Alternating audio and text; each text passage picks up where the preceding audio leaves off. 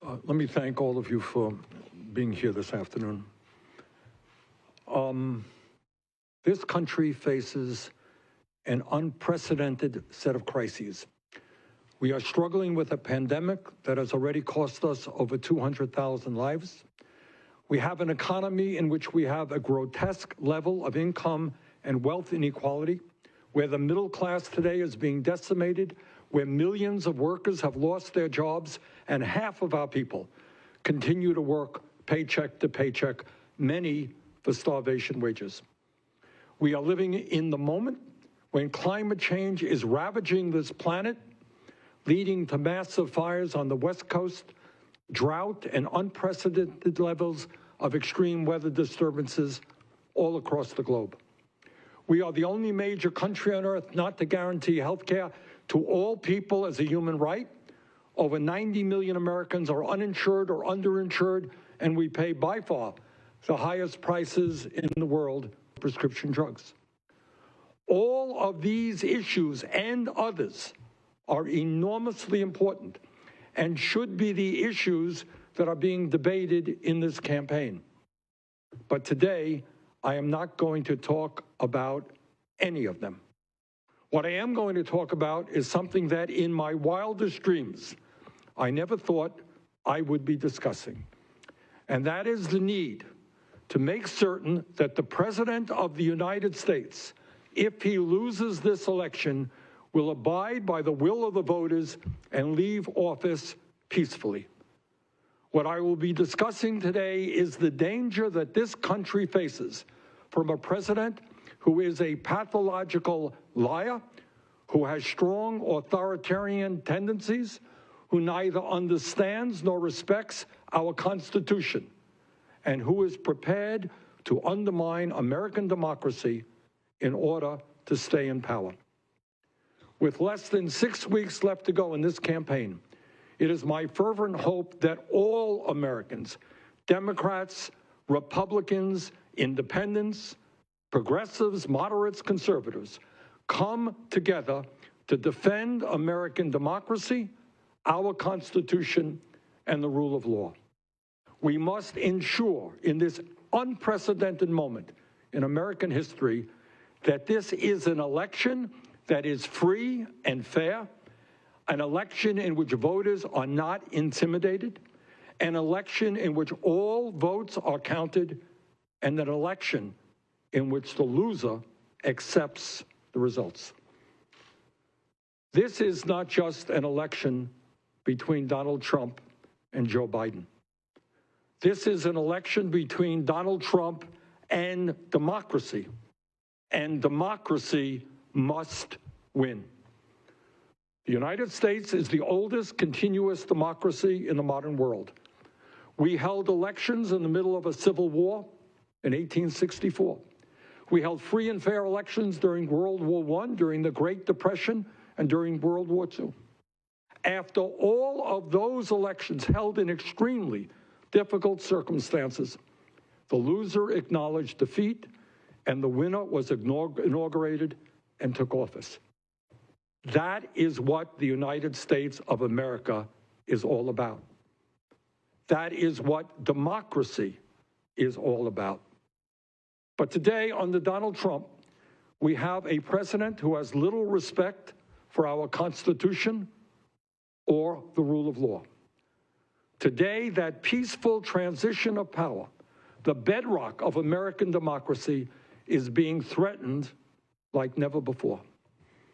I am not in the habit of quoting former President Ronald Reagan, but I think something that he said in his first inaugural address makes the point about how important, how precious is this part of our heritage. And I quote Ronald Reagan, "The orderly transfer of authority as called for in the Constitution routinely takes place as it has for almost 2 centuries, and few of us stop to think how unique we really are. In the eyes of many in the world, this every 4-year ceremony we accept as normal is nothing less than a miracle," end of quote.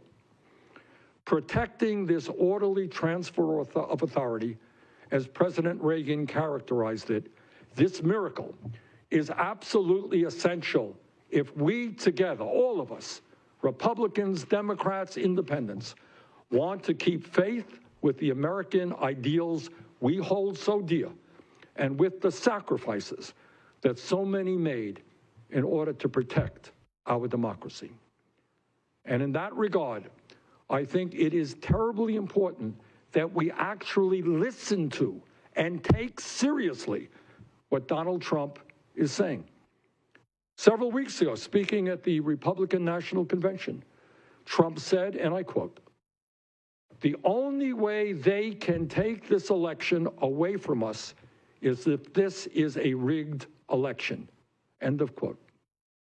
What is remarkable about that statement is that he made it at a time when almost every national poll had him behind and when he was trailing in polls in most battleground states. Think about what that statement means. Think hard about what that statement means. What he is saying is that if he wins the election, that's great. But if he loses, it's rigged.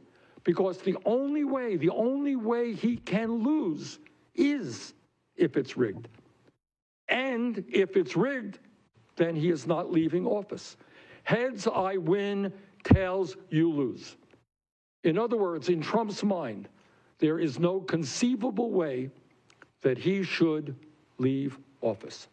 And just last night, Donald Trump went even further down the path of authoritarianism by becoming the first president in the history of this country to refuse to commit to a peaceful transition of power if he loses the election. When asked by a reporter in the White House briefing room, quote, win, lose, or draw in this election, will you commit here today for a peaceful transfer of power after the election, end quote.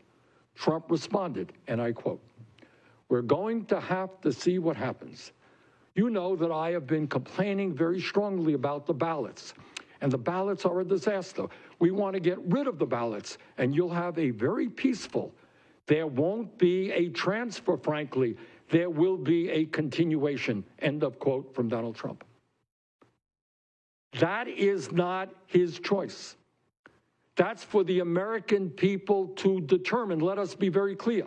There is nothing in our Constitution or in our laws that gives Donald Trump the privilege of deciding whether or not he will step aside if he loses.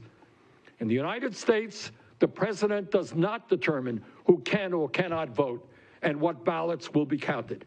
That may be what his friend Putin does in Russia. It may be what is done in other authoritarian countries, but it is not, and it will not be done in America. This is a democracy. Now, I do understand that Donald Trump is a billionaire, or so he tells us. I do understand that he was born to a very wealthy family, and from his earliest days was able to get anything he wanted because his family was rich and his family was powerful. I do understand that when you're rich and you're powerful, you don't have to pay taxes like ordinary people, and that it's easy for you to avoid the military draft. I do understand that when you're rich and you're powerful, you can buy politicians and get hundreds of millions of dollars in corporate welfare for your real estate empire. But this I also understand. No matter how rich or powerful you may be, no matter how arrogant and narcissistic you may be, no matter how much you think you can get anything you want, let me make this clear to Donald Trump. Too many people have fought and died to defend American democracy, and you are not going to destroy it. The American people will not allow that to happen. Despite all of the evidence, Trump continues to be obsessed with the belief that there is massive voter fraud in this country. In 2017, after he won the presidency, Trump insisted that he would have won the popular vote, which he lost by 3 million votes, if, quote, millions of illegal votes had not been cast, end quote. There is absolutely no evidence of that being true. In fact, it is totally preposterous to believe that millions of votes or any significant number of votes at all were cast illegally. This is an assertion supported by no one, not Democratic officials, not Republican officials, no one. And yet that is what Trump said after he won. There have been numerous studies done on the issue of voter fraud in our country. They have all concluded essentially in the same way. Voter fraud in the United States of America is extremely rare. A study by Dartmouth University found no evidence of widespread voter fraud in the 2016 election. An article in the New York Times from December 2016 stated, and I quote, "In an election in which more than 137 million Americans cast ballots, election and law enforcement officials in 26 states and the District of Columbia, Democratic-leaning, Republican-leaning, and in between, said that so far they knew of no credible allegations of fraudulent voting. Officials in another 8 states said they knew of only one allegation. In Georgia, where more than 4 million people cast ballots, officials said they had opened inquiries in 25 cases into, quote, suspicious voting or election-related activity." But end of quote. But inquiries to all 50 states, every one but Kansas responded, found no states that reported indications of widespread fraud. End of quote, New York Times. A report by the Brennan Center for Justice reviewed elections that had been meticulously studied for voter fraud and found incident rates between 0.0003% and 0.0025%.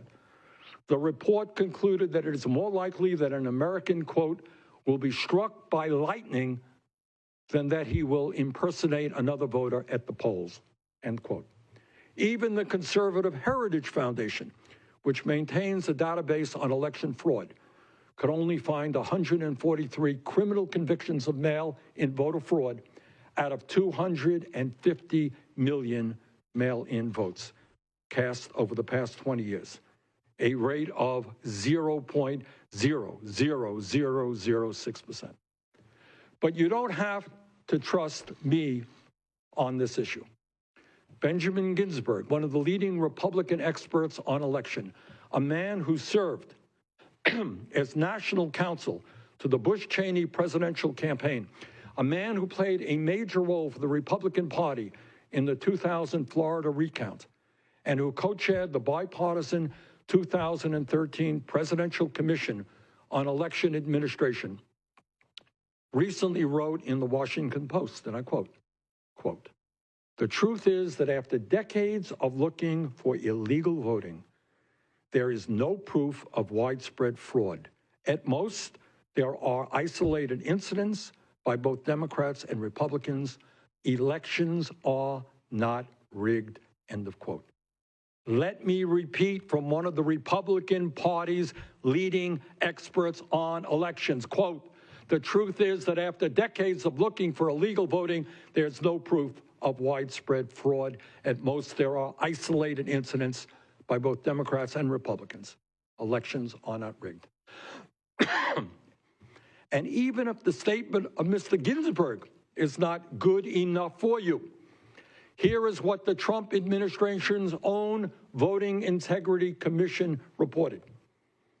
According to an analysis of administration documents by the Associated Press, Trump's commission uncovered, quote, "no evidence to support claims of widespread voter fraud," end quote. And they disbanded in 2018. Even Republican Senate Majority Leader Mitch McConnell tamped down concerns about mail-in ballots last month, saying, and I quote, "many parts of our country vote by mail. Oregon, Washington, and Colorado have voted by mail for years," end of quote. And yet, we have a president today who calls mail-in ballots a hoax and a scam. Trump's strategy to delegitimize this election and to stay in office if he loses is not complicated. Finding himself behind in many polls, he is attempting massive voter suppression. He and his Republican colleagues are doing everything they can to make it harder and harder for people to vote. In addition, he is sowing the seeds of chaos, confusion, and conspiracy theories by casting doubt on the integrity of this election, and if he loses, justifying why he should remain in office. In an interview with Chris Wallace on Fox News, Trump refused to say that he would leave office if he lost. Asked to give a direct answer on whether he would accept the election results, Trump refused. He said, quote, "I have to see. No, I'm not going to just say yes. I'm not going to say no. And I didn't last time either," end of quote. That's pretty much what he said yesterday. In the middle of a pandemic, Donald Trump made clear that he wants to defund the Postal Service in order to limit the use of mail-in ballots. In an interview on August 13th, discussing a possible deal for a relief package that would have funded the United States Postal Service, Trump let the cat out of the bag by admitting that, quote, "If we don't make a deal, that means they don't get the money. That means they can't have universal mail-in voting. They just can't have it," end of quote. In other words, what Donald Trump is saying to tens of millions of Americans is that at a time when over 200,000 of our people have already died from the coronavirus, you have a choice. You can either risk your health or even your life by walking into a voting booth, or you can't vote. How outrageous, how disgraceful is that? Amazingly, at the very same time, Trump is making completely baseless allegations about voter fraud. Last month, he urged the supporters in North Carolina to try voting twice, which, among other things, is a felony. In order to advance his plan for mass voter suppression, the Trump campaign filed a lawsuit in Nevada, which fortunately was dismissed, challenging the state's mail-in voting laws. In July, Trump used false claims of voter fraud to propose delaying this year's election, which he obviously does not have the power to do. This was so outrageous that Stephen Calabrese, the co-founder of the Conservative Federalist Society, wrote that it was, quote, "grounds for the president's immediate impeachment," again by the House of Representatives, and his removal from office by the Senate, end of quote. Last week, Trump told his supporters at a rally in Nevada that he, quote, "was entitled," end quote, to serve a third term, which is obviously a violation of the Constitution's 22nd Amendment. On Saturday, Trump suggested to his supporters in North Carolina that he might sign an executive order to prevent Joe Biden from becoming president. Trump has also urged his supporters to become, quote, "poll watchers." But what he is really saying is that he wants his supporters, some of whom are members of armed militias, to intimidate voters. And we're already seeing this in Virginia, where early voters were confronted by Trump supporters, and election officials in Fairfax County said that some voters and polling staff felt intimidated. On and on and on it goes. Every day, over and over again, Trump is making it harder for the American people to participate in the political process and is attempting to delegitimize the outcome of this election so that if he loses, he can remain in office. The concerns that I am raising today are not just mine alone, and are not just concerns shared by progressives or Democrats. Miles Taylor, a lifelong Republican who previously served as chief of staff inside the Trump administration's Department of Homeland Security, warned that there is nothing that Trump will not do or say to defeat Biden. And this is what he said, and I quote, "Put nothing past Donald Trump," Taylor told the AP. "He will do anything to win. If that means climbing over other people, climbing over his own people, or climbing over U.S. law, he will do it. People are right to be concerned," end of quote. Well, I agree with Mr. Taylor. I am concerned, and I am very concerned. Last week, my former Senate colleague, Dan Coates, Trump's own former director of national intelligence, published a piece in the New York Times calling for a high-level, bipartisan and nonpartisan commission to oversee the election to reassure all Americans that it has been carried out fairly. Coates wrote, and I quote, "The most urgent task American leaders face is to ensure that the election results are accepted as legitimate. Electoral legitimacy is the essential linchpin of our entire political culture. We should see the challenge clearly in advance and take immediate action to respond." End of quote. That's Dan Coates, former intelligence director of Donald Trump. I couldn't agree more. I strongly second Director Coates' call for this election commission. Last week as well, Democratic Minority Leader Chuck Schumer and I sent a letter to Senator McConnell urging him to hold hearings on the issue of election and post-election security. Senator Schumer and I stated, quote, "We would like to hear from the most knowledgeable people in the country as to how we can do everything possible to make sure that the election and the period afterward is secure and peaceful." End of quote. Majority Leader McConnell, please respond to that letter. Please establish that bipartisan committee. And today I call on every elected official in America, whether they be Republican, Democrat, or Independent, to vigorously oppose voter suppression and voter intimidation, to make sure that every vote is counted and that no one is declared the winner until those votes are counted. And to my Republican colleagues in the Congress, please do not continue to tell the American people how much you love America if at this critical moment you are not prepared to stand up to defend American democracy and our way of life. Stop the hypocrisy. Now, with or without Donald Trump, this election is unique in American history because it is taking place during a pandemic and a public health crisis.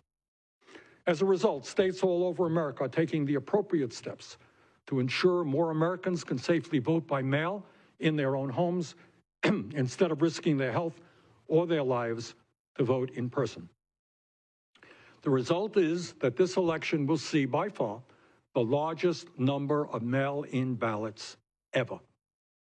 And let's be clear, despite what Donald Trump says, voting by mail is not a new or dangerous idea. Colorado, Hawaii, Oregon, Washington, and Utah conduct their elections almost entirely by mail. California, Nevada, New Jersey, District of Columbia, my own state of Vermont, have pledged to mail ballots to all registered voters for the upcoming election. And many other states are making it easier, for obvious reasons, to vote by mail. Trump himself, as well as members of his administration, have repeatedly voted by mail. Members of the United States military have regularly voted by mail since the 1800s. Given the significant increase in mail-in ballots, why, you might ask, are Trump and his allies trying to attack the integrity of our vote-by-mail system? And the answer is pretty simple. A number of studies have shown that for whatever reasons, Republicans are more likely to vote in person, while Democrats are more likely to use mail-in ballots. In fact, one poll found that only about a quarter of Biden supporters would vote in person on Election Day, while some 2/3 of Trump voters plan to vote in person. In other words, if Trump can undermine people's confidence in the validity of votes cast by mail, he will be calling into questions the validity of votes that may overwhelmingly support Joe Biden. Let us consider the following scenario, a scenario which I hope very much never takes place. On election night, Trump is ahead in many battleground states based on the votes of those who voted in person on Election Day. All across the television screens, people see Trump ahead before they turn in for the night. But as more and more mail-in ballots are counted, Trump's lead falls.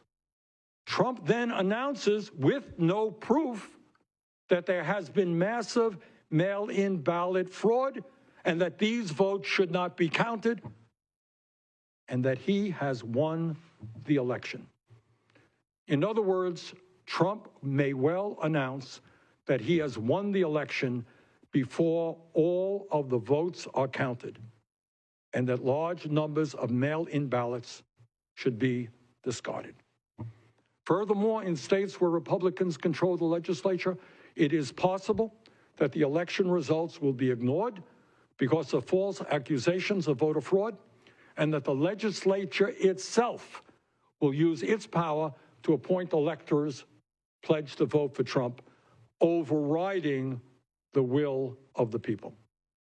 And in the midst of all of this, with the death of Justice Ginsburg, Trump is attempting to push through a Supreme Court justice who may very well cast a vote in a case that will determine the outcome of this election. He is doing that at a time when early voting has already begun and millions of ballots will have already been cast. In this unprecedented moment, what can we as a people do in the struggle to preserve American democracy? First, it is absolutely imperative that we have, by far, the largest voter turnout in American history, and that people vote as early as possible. As someone who is strongly supporting Joe Biden, let's be clear. A landslide victory for Biden will make it virtually impossible for Trump to deny the results and is our best means for defending democracy. Second, with the pandemic and a massive increase in mail-in voting, state legislatures must take immediate action now, to allow mail-in votes to be counted before Election Day as they come in. In fact, 32 states allow for the counting or processing of absentee ballots, verifying signatures, for example, before Election Day. All states should do the same. The faster all ballots are counted, the less window there is for chaos and conspiracy theories. Third, the news media needs to prepare the American people to understand there is no longer a single election day and that it is very possible that we may not know the results on November 3rd. Fourth, social media companies must finally get their act together and stop people from using their tools to spread disinformation and to threaten and harass election officials. Fifth, in the Congress and in state legislatures, hearings must be held as soon as possible to explain to the public how the Election Day process and the days that follow will be handled. As we count every vote and prevent voter intimidation, everything possible must be done to prevent chaos, disinformation, and yes, even violence.